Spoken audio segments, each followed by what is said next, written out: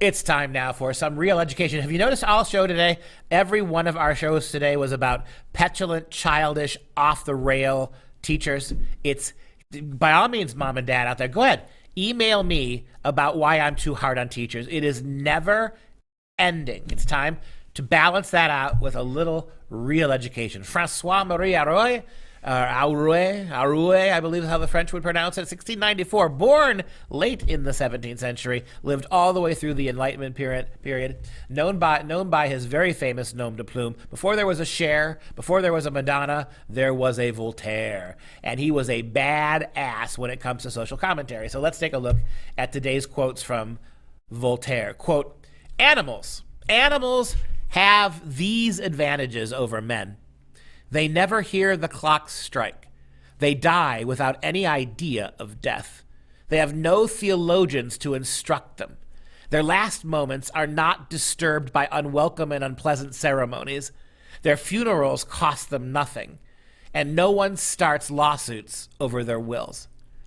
We may consider ourselves the more highly evolved species, but when it comes to animals, there are certain things that they do way better than we do. How about this quote? Love truth, but pardon error. Love truth, but pardon error. Is it fair to say that modern progressivism is exactly the response, the opposite? Love the lie and pardon the truth. How about this? Despite the enormous quantity of books in this world, how few people read? And if one reads profitably, one would realize how much stupid stuff the vulgar herd is content to swallow every day. How few people bother to read anything at all. And most of my freshmen in high school, college, none of them read. Despite the enormous quantity of books in this world, how few people actually read. And if you were a careful reader who reads for profit, how much would you realize how much of what people do read is completely stupid and vulgar to begin with? How about this next quote? The most important decision you can make is to be in a good mood. That's not bad. The most important decision you can make on a daily basis is to be in a good mood.